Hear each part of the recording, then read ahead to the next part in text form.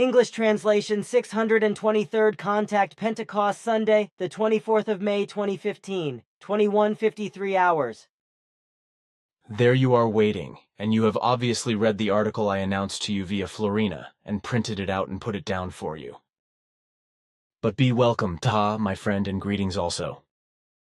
Also my greetings to you, dear friend Edward. Florena has informed me of this interesting article which I have just finished reading and which I can only endorse. I would like to ask you to include it in the report of our conversation, as the whole thing is important.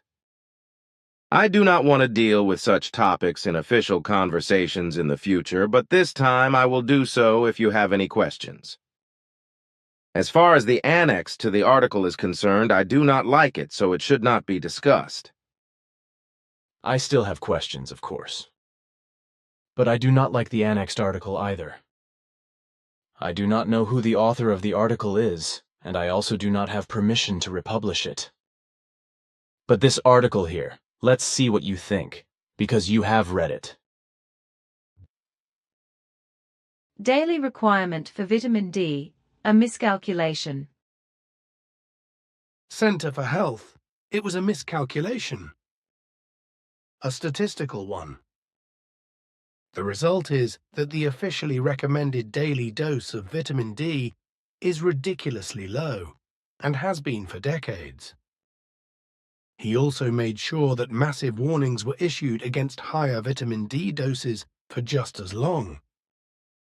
This means that for many years, the human beings have been deprived of the vitamin D dose they need to be healthy. For years, human beings have been getting sick or unable to get well because of a miscalculation. No more tiny doses of vitamin D. Many human beings suffer from vitamin D deficiency. And vitamin D deficiency is responsible for many illnesses and complaints. Nevertheless, the officially stated daily doses of vitamin D have always been and still are surprisingly low, much too low, as vitamin D experts have pointed out time and again without listening. The IOM Institute of Medicine consulting scientists to the US government recommends a daily dose of 600 IU-15 UG of vitamin D until the age of 70. For older people, 800 IU-20 UG per day is recommended. The nutrition societies in Switzerland, Germany and Austria specify a daily requirement of 800 IU for all adults, including pregnant women, nursing mothers and the elderly. Until a few years ago, the daily requirement was only 200 IU, but this was quickly quadrupled in 2012. If you now want to take higher doses, that is to say those that would actually be necessary and healthy, you have to have your doctor prescribe them or order them abroad. They are not available in Germany as over-the-counter food supplements. Where would we be if everyone could just buy something that would help them stay or become healthy? Over-the-counter vitamin D supplements must be underdosed. Freely available vitamin D preparations may, therefore, only contain the smallest doses of vitamin D. They are so minimal that they have hardly any effect. Doses that do have an effect, or so they say, would then already be a medicine. In fact, it is becoming so grotesque that the consumer magazine OKO Test Jahrbuch 2013 devalues dietary supplements that would have been helpful in higher doses e.g. a product from the USA with 5,000 IU by a whopping 4 marks because of the overdose. Drugs containing vitamin D are rated very good or good by OKO Test, not because they are better, but because they meet the legal requirements. How to make a widespread vitamin D deficiency disappear. It is also often claimed that vitamin D deficiency is incredibly rare in the population. After all, the human beings can produce vitamin D in their skin with the help of sunlight. In addition, vitamin D is stored in fatty tissue, which the organism can then consume in winter when there is little light. This is a dangerous disinformation when you consider how often the average person has the time and opportunity to get enough sun, and an appalling disregard for studies that show that almost every disease is associated with vitamin D deficiency, and diseases, especially chronic ones, are not exactly rare. Nevertheless, vitamin D deficiency is officially believed to be virtually non-existent. How can that be? It is very simple. People describe a vitamin D blood level as normal and healthy, which in reality indicates a serious deficiency. The IOM, for example, considers blood levels of 20 ug/ml to be perfectly adequate. They add for bone health, which might make the problem clearer. After all, before a vitamin D deficiency leads to bone loss, it has long since caused or exacerbated other chronic conditions. However, this has not been of much interest to those responsible. And since more than 80% of adults have vitamin D levels of more than 10 ug/ml, according to the Robert Koch Institute, and only values of less than 10 ug/ml are considered a real deficiency, everything is fine. The actually healthy standard values, such as the Vitamin D Council, are at least 40 ug/ml, and ideally 50 ug/ml would be the ideal value. Experts say that a mild deficiency is already 20 to 30 ug/ml, while a severe deficiency is below 20 ug/ml. It has now become clear that the decades of official vitamin D recommendations 600 to 800 IU per day and warnings about alleged overdoses seem to be nothing more than the result of a miscalculation. Researchers reveal vitamin D calculation error. Researchers at the University of California in San Diego and Creighton University in Nebraska have shown that the recommended intake of vitamin D by the National Academy of Sciences (NAS), Institute of Medicine (IOM) in the USA and also in Europe is far too low. The real need for vitamin D is 10 times higher.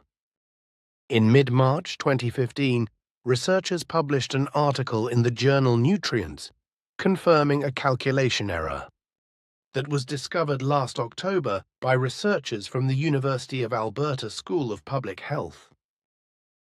Dr. Cedric F. Garland of the University of California at San Diego Department of Family Medicine and Public Health said that the IOM had grossly underestimated the vitamin D requirement. This, as it now turned out, was miscalculated and far too little information was provided, leading to the population suffering the enormous effects of vitamin D deficiency in recent decades, and often not getting enough vitamin D to maintain bone health and also general health. The actual daily vitamin D requirement is 7,000 RU. Our calculations and those of other scientists have shown that the official doses are only 1/10 of the amount of vitamin D needed to prevent diseases associated with vitamin D deficiency, said Dr. Garland. Dr. Robert Heaney of Creighton University wrote, "We call upon the NAS, IOM, and all health authorities to make known to the public the actual daily doses of vitamin D required, which is 7,000 IU daily." And Dr. Garland added, "This dose is still well below the maximum dose of 10,000 IU, which the IOM still considers safe for teenagers and adults." Sources: Paul Vugelas, John Ekwaru, A Statistical Error in the Estimation of the Recommended Dietary Allowance for Vitamin D. Nutrients, 2014, 610, 4472. A Statistical Error in the Estimation of the Recommended Daily Allowance for Vitamin D. Study as PDF, Creighton University. Recommendation for vitamin D intake was miscalculated, is far too low, experts say. Science Daily. Science Daily, the 17th of March 2015. Recommendation for vitamin D intake was miscalculated and is far too low, experts say. Study as PDF. Original data date 19.05. 2015, 9:10 and 35 seconds from Occam Wolf to info@Zentrum der Gesundheit. The subject, copyright request reason, T2 Glaxnilv 04. Dear Sir or Madam, I would like to ask your permission to republish the article Daily Requirements for Vitamin D, a Miscalculation. The platform for this would be an organ of the association FIGU, or ORG, which has been advocating for years that for the sake of health, certain vitamins and trace elements must be taken in much higher doses than those hypocritically allowed by those responsible for them. With kind regards, Akim Wolf. Sent, Tuesday, the 19th of May, 2015 at 12:35 hours from Center for Health Info at Zentrum der Gesundheit. De 2, Occam Wolf subject, AW, copyright request, T2 Glaxnilv 04. Dear Mr. Wolf, thanks for your kind inquiry. We are happy to give you permission for the article in question to be published online on your site. Please clearly indicate our site www.Zentrum der Gesundheit. D as the source. Should you wish to shorten or otherwise change the article, you would have to send it to us again for review before publication. With kind regards, your team from the Center for Health Neosmart Consulting AG, Mühlbachster. 72 CH 8008 Zurich. Here is the actual article for which Achim Wolf has obtained permission from the Zentrum der Gesundheit. D to republish. What is now presented here is also not all that I like, which is why I will leave it out. Yes, I am talking about this annex. Because we should not discuss this minimum vitamin D intake table and these FOPH data and also the rest of what has been written because it is inadequate, but I would like to ask what FOPH means. It is the Swiss Federal Office of Public Health. Good, then everything is clear. But do you have anything else to say about the article? I do not need to make any further statement because the most necessary things are said with the article, for which Occam has obtained permission to republish. That may be so, but I am still interested in the issue of when vitamin D deficiency occurs, as well as the how and why of it, and also what is correct and what is wrong with vitamin D, and what is the daily requirement of vitamin D for adult human beings, which can also be met by food supplements and medicines. It would also be important to know how a vitamin D deficiency develops and what effects this has on the human beings. There are also other questions that I would like to ask you to expand on the whole issue of vitamin D with your explanations. I can certainly do that, but I do not want to deal with such issues in the future because they go right to the limits of our directives when I have to explain them. There is still some work to be done on vitamin K, which would be very important and is also related to vitamin D, but unfortunately I am still waiting for permission to republish the article. It would only be a question of whether what is described in the article is also true.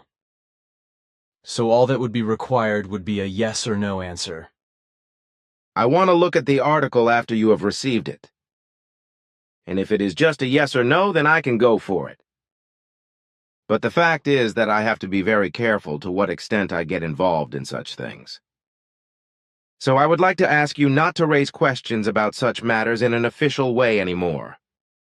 This time, however, I would like to go into this again and explain the following.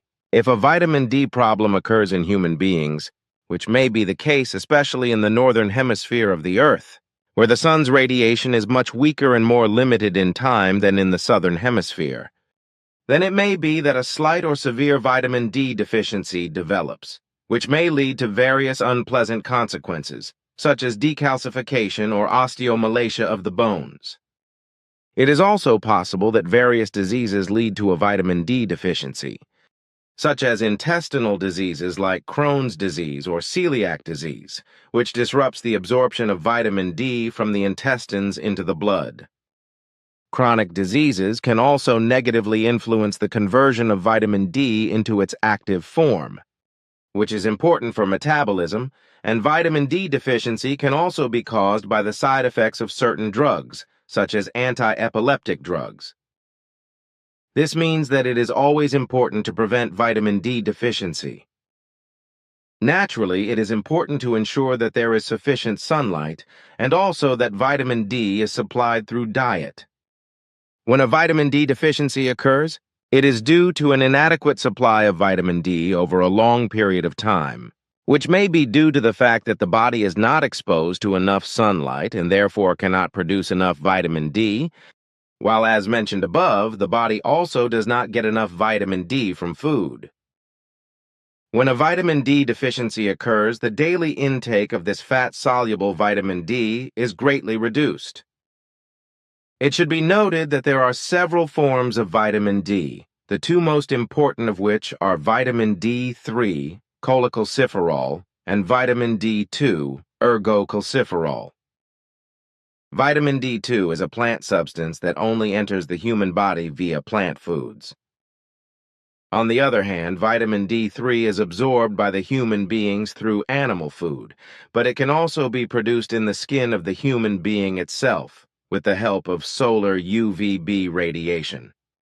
Normally, around 75 to 85% of the vitamin D requirement is covered by production in the skin, although this does not require intensive sun exposure of the body, as a short stay in the sun is sufficient. Of course, it is clear that the vitamin D concentration depends on the season, so it is lower in winter when the sun is low than in summer. It is also true that with the age of the human beings, the skin loses some of its ability to produce vitamin D. It is also important to know that the human beings with dark skin color can suffer more often from vitamin D deficiency than light-skinned people, because the brown skin color melanin limits the production of vitamin D. If there is sufficient sunlight, the daily vitamin D requirement can normally be covered by the skin's vitamin D production. However, this requires regular daily stays outdoors and therefore in sunlight. And with regard to vitamin D supply through food, it should be said that in this respect, but in smaller quantities, particularly fatty fish such as eel. Herring, salmon, and mackerel are good, as are mushrooms, chanterelles and porcini mushrooms, as well as butter, eggs, margarine, and milk, although milk is not highly recommended for various reasons. As I know, the liver converts vitamin D into another form. That is correct, into 25-hydroxyvitamin D, which is then converted into an active vitamin form in the kidneys. This then acts like a hormone in the body and regulates various important processes, such as specifically the regulation of calcium and phosphate metabolism, in that vitamin D ensures, among other things, that calcium is absorbed from the small intestine into the blood. This is an important process for various vital functions, such as by promoting the mineralization and hardening of bones, and also has a strong effect on the immune system and muscle strength. Vitamin D deficiency also triggers various diseases, as you have explained this to me privately several times and also recommended that I take between 2,000 and 10,000 IU, or international units of vitamin D3 daily, depending on my health requirements, because this is the normal daily requirement of an adult human being, depending on weight, health, and physical condition, exposure of the body to sunlight, and also the corresponding vitamin D requirement. You also said that I should do this by taking appropriate food supplements, which I naturally follow, and I could also see that my health was steadily improving. What you say is correct, but I have to explain that the 2,000 IU are calculated on the basis of the weight of an adult light human being of about 45 kilograms, while more, graded up to 10,000 IU, must be calculated for a normal weight human being up to 85 kilograms. whereby under certain circumstances, depending on the case, a massive increase over the 10,000 IU may be necessary.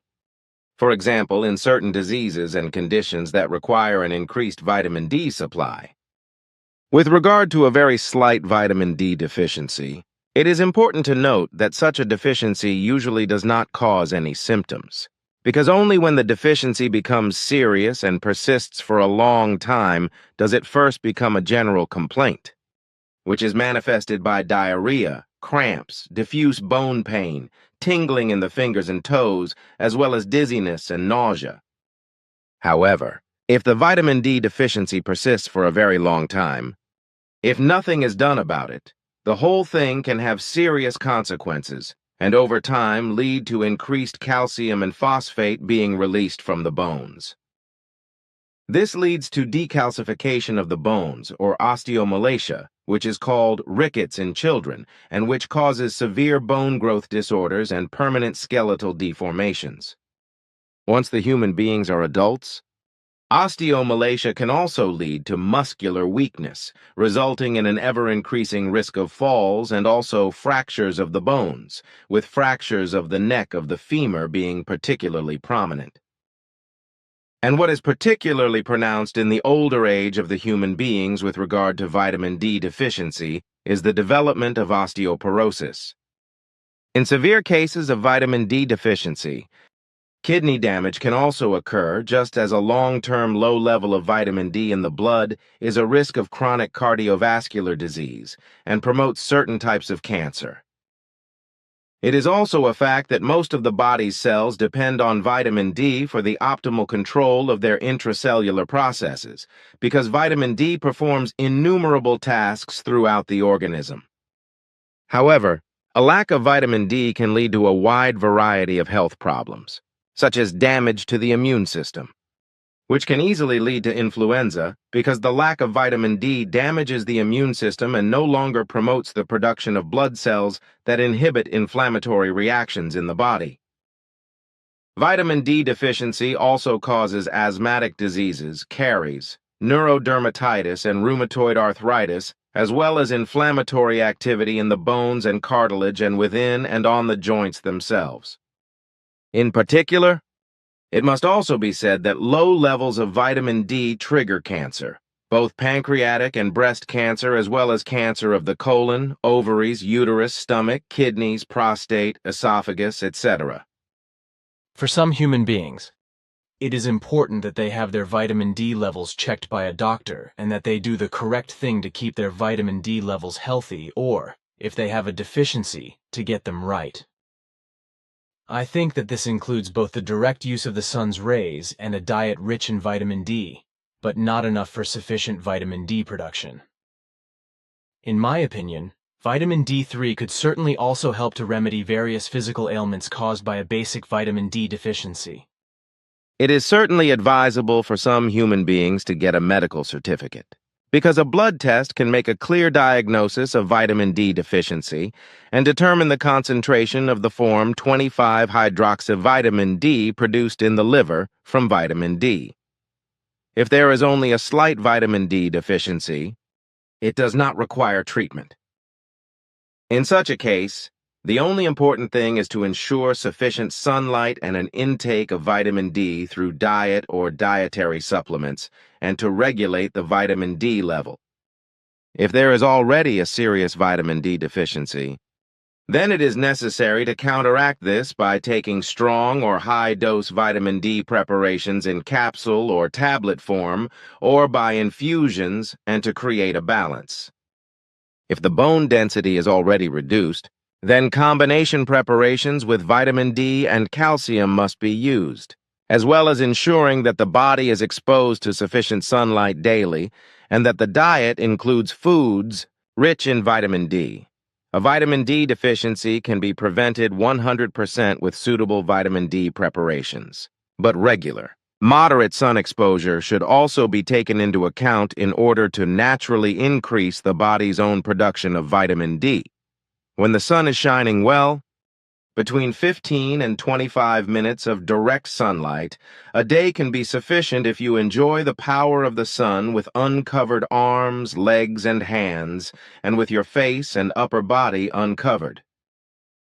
It is also important to eat a healthy diet rich in vitamin D and to ensure that uncovered parts of the body are not exposed to direct sunlight for too long in order to avoid sunburn. To counteract this, it is completely wrong to want to protect the skin with sun creams because this prevents the important UVB rays from reaching the skin at all. Only certain micro-sponge protective creams impregnated with the necessary allergy-free, disease-free sunscreens that protect the skin to a large extent from the dangerous sun radiation when applied to the skin like a normal ointment or cream can be useful and harmless and not repellent to vitamin D. However, such sunscreens do not yet exist on Earth, which is why it is important to make sure that direct sunlight can reasonably only act on the body for as long as it is harmless to it. It is important to remember that the sun's UV rays get under the skin and can cause serious damage to health. Sunlight consists of visible infrared and ultraviolet light, UVA and UVB radiation, which cause the skin to tan, but this radiation can also be very dangerous to health. Particularly dangerous are the high-energy and short-wave UVB rays, which attack the pigment-forming cells in the upper part of the skin and quickly lead to sunburn. In another way, they are also the cause of skin cancer.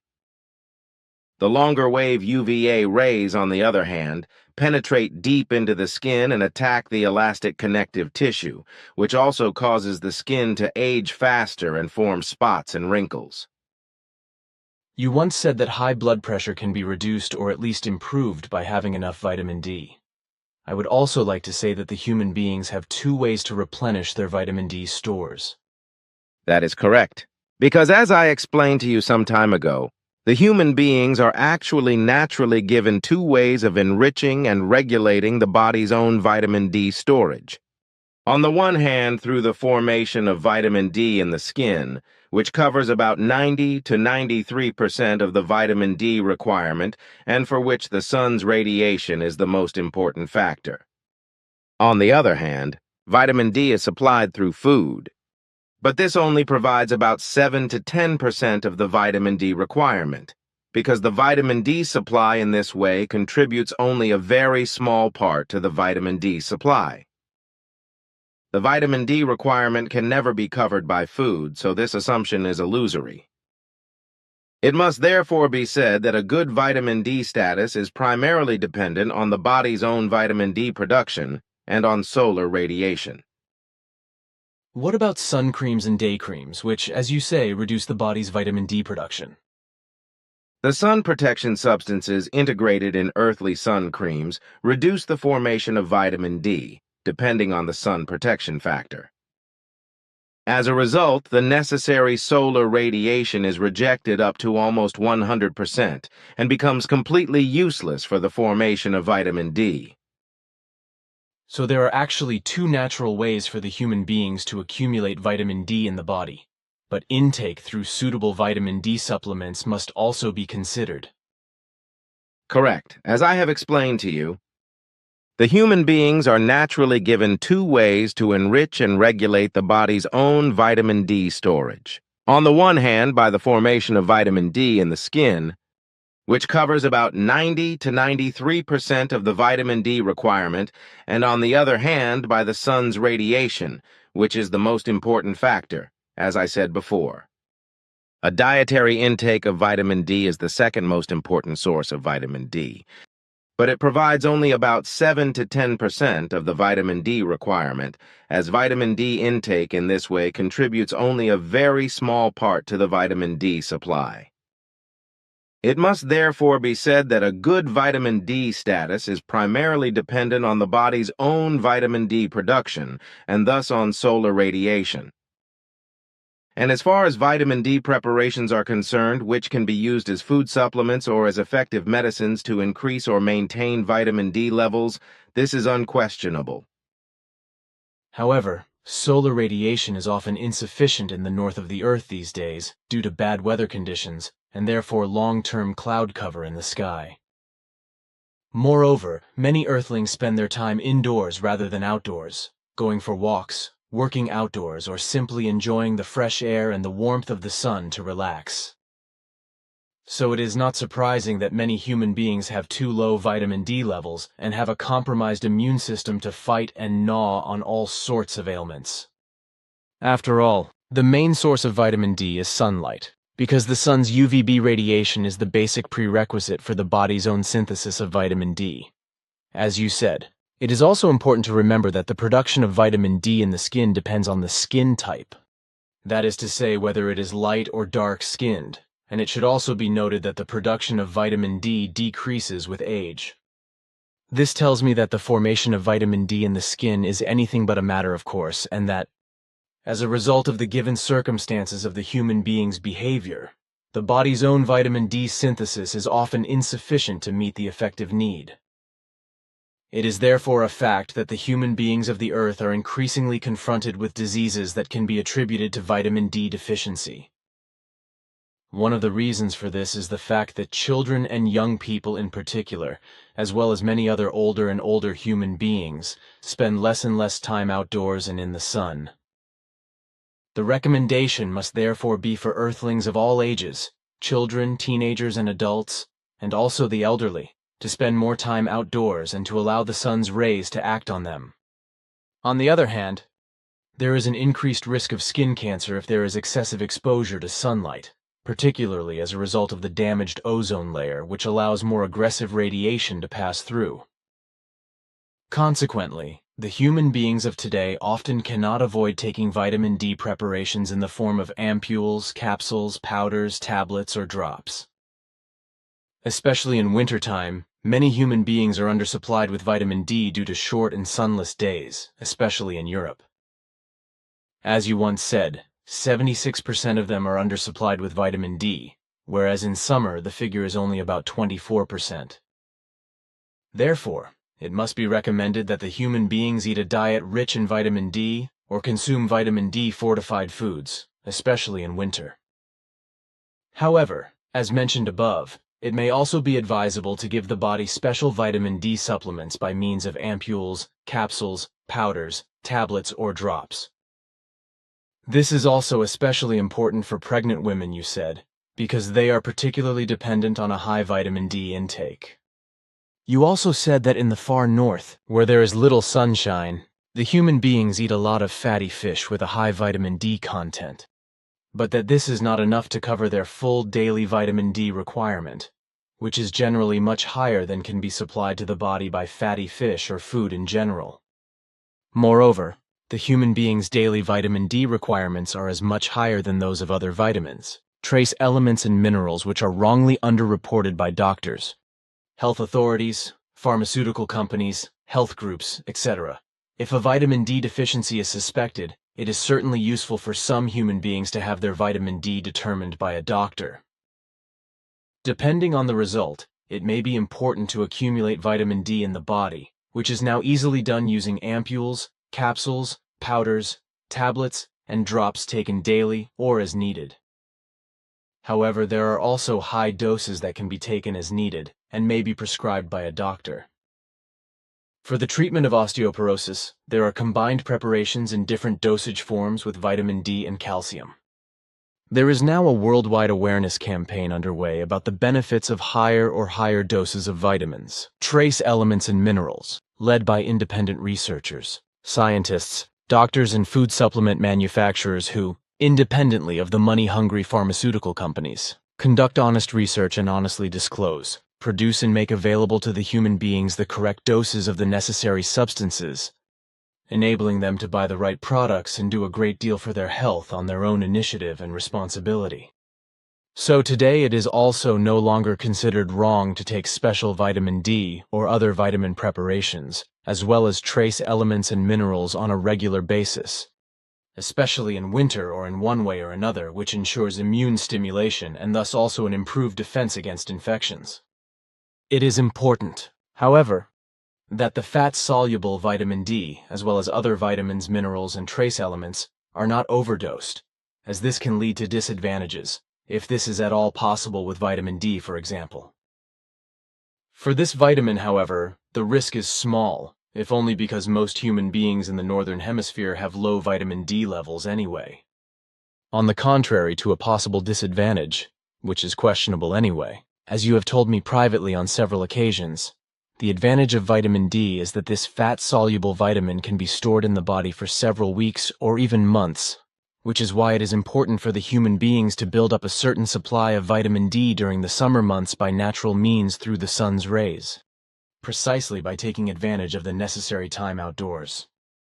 I also think, if I may say something more on the whole, that, although enough has been explained and said, I must point out as far as medicines and food supplements are concerned, the pharmaceutical companies and the pharmaceutical analysts, etc., they pay for, are deliberately making false statements and giving false results regarding the necessary quantities of active substances in medicines and food supplements.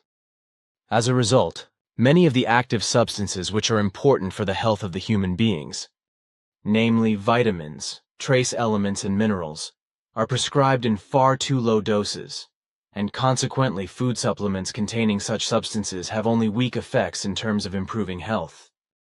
If, however, the human beings need the necessary substances in larger doses for health promotion, they can usually only obtain them from their doctor because the higher dose is considered to be a medicine, even if the vitamins, trace elements, and minerals are natural and vital for the human body. Thus, the entire pharmaceutical industry works in such a way that the human beings can only obtain the effectively necessary dose of their necessary vital substances from the doctor, while they have to be content with often inferior food supplements, which are often underdosed. Of course, the pharmaceutical companies make a huge profit from this, because the pharmaceutical products are very expensive, which means that the average citizen cannot pay for them and has to resort to food supplements. From a correct point of view, the pharmaceutical companies' behavior means that they can only exist and make profits if, through their nefarious machinations, they make the individual and the entire mass of human beings fall prey to diseases and suffering, and rant against the food supplements, destroying them and calling them ineffective, which is a deliberate lie. Of course, there are also cribbed dietary supplements and medicines that are completely ineffective and lack the necessary substances, although these are produced and distributed by irresponsible and criminal elements and, unfortunately, are also bought by the human beings due to ignorance. But this has nothing to do with those food supplement manufacturers who honestly produce their often very good products, which are sold and bring health to the human beings, as well as vitality in terms of the gender and age typical functioning and state of health, and also in terms of the biopsychosocial perspective, which also includes the mental and emotional, the physical and mental, as well as the social relationship. So the whole thing boils down to the fact that the pharmaceutical companies can only exist and make enormous profits if, through their machinations with regard to false and lying analyses of vitamins, trace elements, and minerals, they do not make the human beings healthy, but let them languish in their diseases and ailments. If they were able to obtain and use the correct active ingredients in sufficient quantities, they would be completely healthy.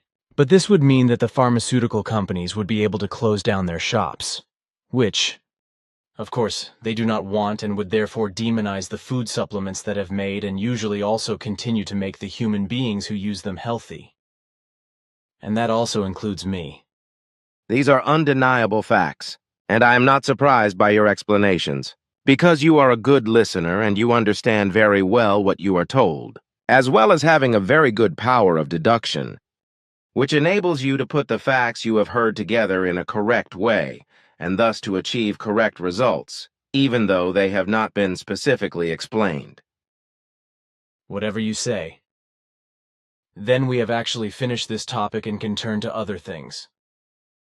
But in conclusion, perhaps it would be a good idea if I could mention the list I have drawn up of the number of micrograms contained in an IE or international unit. Unfortunately, I have not found a table of this kind anywhere, so I have calculated what is necessary for the human beings who will read our interview report later on and have accordingly drawn up the following table. which goes up to 10,000 IU, English, i.e. =, UG international units UG, microgram =, 1/1,000,000th of a gram. This can certainly be useful for the human beings who are searching for these values. Just now, I also thought. But now enough of that, because I want to say this. It troubles me again that I have to say something in regard to the overpopulation, because the world must be saved from it. Unfortunately, however, nothing is done about it, because, on the contrary, the entire thing is still promoted by the governments and authorities by human beings still getting money for having children. In this regard, be it high amounts for births or other monetary benefits which are paid out by the authorities and so forth. Furthermore, it must also be said that often, recklessly and irresponsibly, without thinking, wanted or unwanted offspring are brought into the world by human beings who are incapable of bringing them up. As a consequence of lacking the right education, these children then fall into asociality, become depraved, and engage in modes of behavior which deviate from the societal norms and harm the society and burden the world. Naturally, however, there are also quite normal human beings who are righteous and good citizens, who produce descendants who then contribute to the overpopulation. Thereby, very many parents only think of themselves and of their own joys which they want to have with children. However, no thought arises that thereby also one must pay heed to the well-being of the earth, and bear responsibility for it. And indeed, in the regard that through the machinations of the increasing overpopulation, nature and its fauna and flora as well as the climatic order are destroyed. The earth is not only full of human beings, rather it is boundlessly overpopulated. And this overpopulation continues to grow at a frantic pace. Consequently, the earth becomes incessantly fuller, namely, with an average of around 100 million human beings per year. Already the world population amounts to over 8.5 billion, 8,500 million, and increases incessantly further, because nothing is undertaken against it by either those responsible for the world and the mightful ones of state, or by the population of the world, such as in the necessary form of a regulated worldwide stop to births and a therewith connected birth control. Already for decades, that has been bringing about many kinds of very bad consequences, such as also come forth quite unambiguously from the limited natural resources on the planet Earth, which are feloniously exploited for the sake of vile profit, inflicting monstrous wounds on the earth which cannot be healed. The whole earth, its climate and nature, with its fauna and flora, but also the human being of the earth himself or herself, are disadvantageously burdened as a result of the overpopulation and tremendously irresponsible machinations, through which irreversible destructions are called forth, the origin of which is not caused by nature. Rather, it is solely attributable to the criminality of the terrestrial humanity. If the facts of the increasing environmental pollution due to the mass of humanity are viewed and considered, as well as the increased global warming and the fact that very many more human beings increasingly annoy each other, as well as that the mighty ones of diverse countries always evoke new wars worldwide, and terror organizations of many shades carry out their felonious mischief, then the future of the earth for the terrestrial humanity does not look exactly rosy.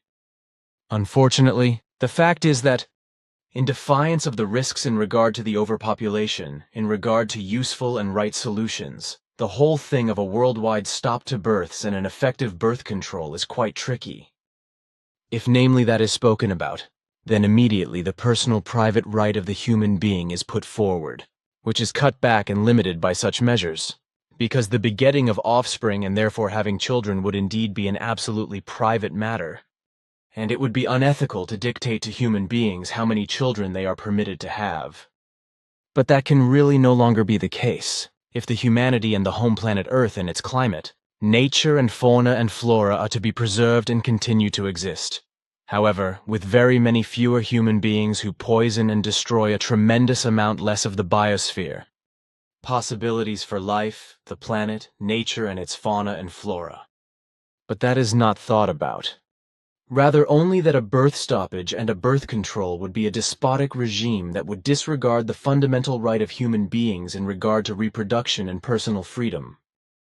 Therefore, regarding this, rigorous measures are rejected, because the human being is simply the only being on the earth which can consciously decide in such a private form, indeed, that he or she can bring as many children into the world as he or she wants and as he or she pleases, regardless of which consequences emerge from that, and regardless of if the earth thereby totally perishes and the humanity perhaps exterminates itself, because the overpopulation becomes so great one day that it can no longer sustain itself.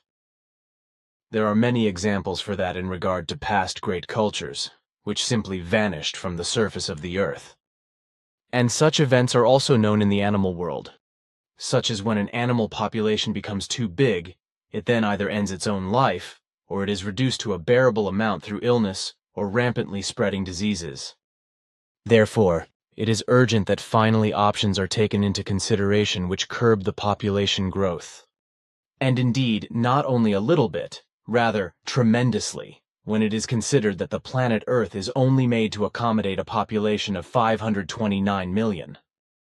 Therefore, it is urgently necessary that every single human being of the Earth, woman as well as man, ultimately helps so that a worldwide birth stoppage and a regulated fair and right as well as federally controlled birth control comes about.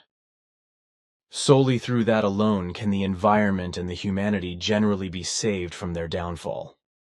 If the entire catastrophic disaster is considered which, since 1844, in the New Age, has been caused through the machinations of the Earth humanity and the continuously growing, horrendous overpopulation, in the form of thousands of kinds of eliminations and destructions to the planet Earth, the climate, the bodies of water, fields, meadows and forests, as well as to the entirety of nature generally, and to its fauna and flora, as well as due to other monstrous things, such as illnesses, wars, disadvantages, rampantly spreading diseases and terror in regard to the Earth humanity, then no words can be found anymore for that, and everything can only be clothed in the term horror. And if a prognosis is to be made for the Earth humanity, then all there is to say is that a gloomy future is to be expected, because the frightful effects of the population growth impact on the environment so destructively that everything and anything will perish. Thereby playing an important role is also the factor of the human being of the Earth becoming older and older, whereby there is also research undertaken for a radical prolonging of life, which will lead to very many very old human beings contributing to the overpopulation growing even more. Many who research extending the life have tried already for a long time, and indeed already since ancient times, to find out how the life of human beings can be endlessly lengthened. And as everything in the present time develops very rapidly, in the coming decades they will really find ways to solve the problems of aging and dying. That will certainly mean much difficult research work, and will be no more stoppable than the growth of the overpopulation, if intellect and rationality are not finally used in order to recognize the effective reality and its truth, and to necessarily take the right measures and carry them out to the bitter end, in which only 529 million human beings, or at the most, perhaps 1 billion human beings, populate the Earth, who then must strive over many centuries or even millennia to arduously regenerate everything that today's humanity has eliminated and destroyed since 1844 in only around 170 years, already making great areas of the Earth uninhabitable. It is fundamentally necessary that now finally there is a beginning to working out measures that reach worldwide against the overpopulation and very quickly implementing them. Because if there is simply further waiting and nothing is done, then the entire thing will only become very much worse. The world population grows every day by hundreds of thousands of human beings, and this is also when those around 160,000 who die are subtracted. The entire thing is comparable with the 9-headed Lernaean Hydra from Greek mythology, with which, when one head was cut off, immediately 2 more would grow back. Concerning human beings, that means that when one human being dies, 2 new ones are born. But the governors, the mightful ones of state, the politicians and authorities do nothing against that, just as the humanity itself does nothing. Consequently, the overpopulation can further spread. In the new time, and indeed especially already from the 20th century, which however self-evidently also applies to the current time, It was and is always arranged for that small. Bigger and very big families are supported by the state, by religions and sects, as well as by aid organizations and so forth. And indeed, even when the couples cannot afford any children, or they do not care about the children and let them go to rack and ruin. Actually, today it is the case that the more child money and social welfare is paid, the more children are conceived and born, which, as insane as it is, promotes an excessive begetting of children more than ever. Because conscienceless and irresponsible parents speculate on the child bonuses and social bonuses, as well as on aid money and gifts. The fact that contributes to no thoughts being made in regard to the overpopulation does not worry anybody. Mammon entices, and only in this regard is there a calculation, because the human being has only developed in this material direction. Therefore nothing else concerns him or her. Also not all the catastrophes such as earthquakes, wars, rampantly spreading diseases, primeval storms of all kinds, and extreme weather catastrophes. Terrorism, tsunamis, volcanic eruptions, felonies of a political or religious sectarian kind, as well as tremendous forest fires, and so forth. But quite especially the insidious global disaster of the overpopulation does not worry anyone, nor are its eliminating and destroying consequences seen. Nor are the global climatic warming, environmental pollution, and the exploitation of resources as well as the depletion of resources, and so on and so forth. However, the limit to the individual freedom is where it is necessary in order to preserve. That is to say, to save and make healthy and capable of life again everywhere, the continued existence of humanity as well as of the planet Earth, as well as its nature, fauna, and flora. However, the human being of the Earth takes the right to continue to irresponsibly cultivate the overpopulation, which has already been in excess for a long time, to an even greater degree. This is so because he or she has fallen into the delusion, at least the absolute majority of humanity, of having an individual right to selfishly not give a damn about the environment. The planet, the waters, wetlands, acres, fields, forests, and meadows, all of the fauna and flora, and about the prosperity and adversity of the individual human being, and indeed of the entire humanity. Thereby he or she has fallen into the delusion that he or she may accept that everything essential for life is ruined, eliminated and destroyed, if only his or her own egoism and well-being and all personal advantages can be maintained. Only a few are concerned that, with this irresponsible action and this mode of life which is antagonistic to life, the right to existence and to life of not only individuals, rather of all human beings, is curtailed and put into question. The ones who act selfishly do not deal with the rights to life of the community in the form in which they deal with their private right, which they claim for themselves, because truthfully they stop at nothing and let their fellow human beings die miserably. If they thereby gain an advantage for themselves, and, according to their understanding of personal rights, can irresponsibly bring more children into the world than is allowed to them, and can be rightful. They have fallen to the delusional belief that they are allowed to procreate at the expense of fellow human beings, and without any consideration for them, for nature and its fauna and flora as well as the planet, and indeed without a responsible family planning and world population planning being necessary. However, the fact is that in earlier times of the history of humanity, that was effectively unnecessary, but in the current time of the terribly rampantly spreading overpopulation, it must be an absolute necessity based on a consciousness of responsibility. Earlier, it was also the case that before Dr. Ignaz Philipp Semmelweis came born the 1st of July 1818, Buda, Budapest, Hungary, died the 13th of August 1865, Vienna, Austria, and introduced an effective hygiene in the hospitals. Innumerable children and women died at childbirth, and thus nature had culled in a brutal way, as it also had through illnesses, hunger, war, and rampantly spreading diseases, and so forth.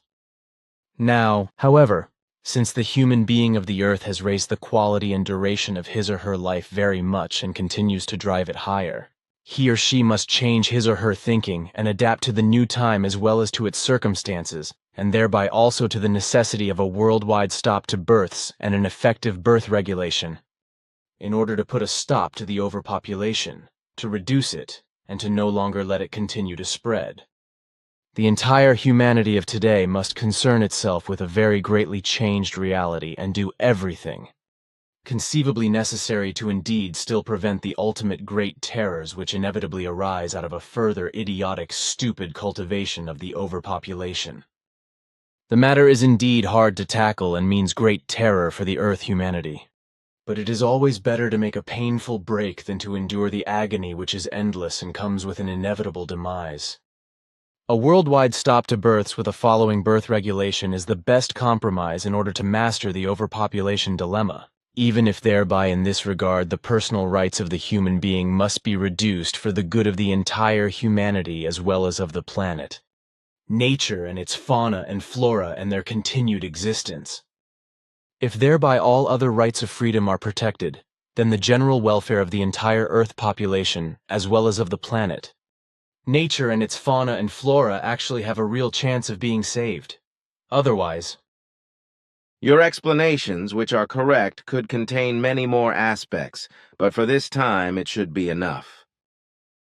Besides, I still have some things to talk about with you in a private way. the subject could go on forever. But let us hear what you have to say and what we should discuss.